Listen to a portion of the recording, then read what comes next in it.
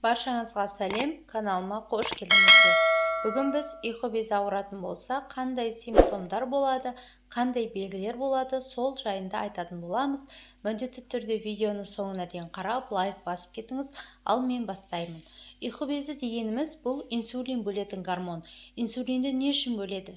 Біздің күнделікті тұтынып жүрген қант, тәтті заттарды клеткаға апарып, сол клеткаға сіңіру үшін қолданылатын гормондар.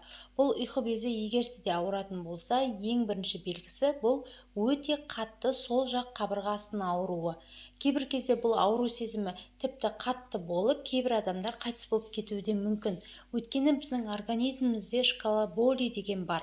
Сол шкала Боли бойынша есептейтін болсақ, ең жоғары деңгейде ауру сезімі осы ұйқы безінің приступы болып есептеледі. Және де осы ұйқы безі көбінесе бізде өт қалтасымен тікелей байланысты. Ұйқы безі мен өт қалтасының түтіктері бірге қосылып, екеуі бірге жұмыс жасайды және ферменттер мен гормондарды бірге бөледі. Сол себепті егер сіздің өтіңізде тас болып, ол түкшеде тұрып қалатын болса, көбінесе ұйқы безінде приступ береді. Ең бірінші симптом бұл приступ беру, яғни организмнің сигналы. Бастапқы кезде шыдамды болып келеді, ал соңына қарай қатты приступ береді. Және де келесі симптом бұл асқазан тұсы ауыратын болады. Содан кейін жүрегіңіз айнитын болады, аузыңыз құрғай беретін болады және ауыздан жағымсыз иіс шығуы мүмкін.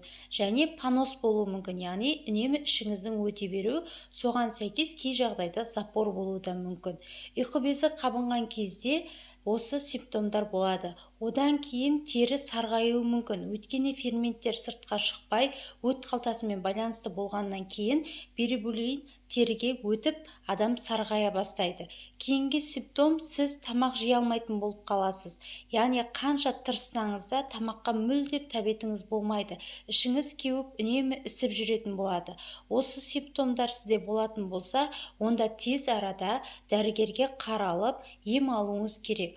Ол үшін бірінші жалпы қан анализі, жалпы зәр анализі және қанның биохимиялық құрамына анализ тапсырасыз. Сон ішіндегі біздегі ең маңызды ұйқы безінің ферменттерінің бірі альфа-амилаза.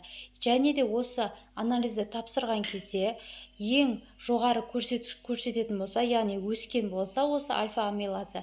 Демек сізде ұйқы безінде қабыну процестері бар деген сөз. Сонымен қатар ішкі құрылыс УЗИ-не түсіп, УЗИ сізге заключение беріп, сол бойынша дәрігерге қараласыз.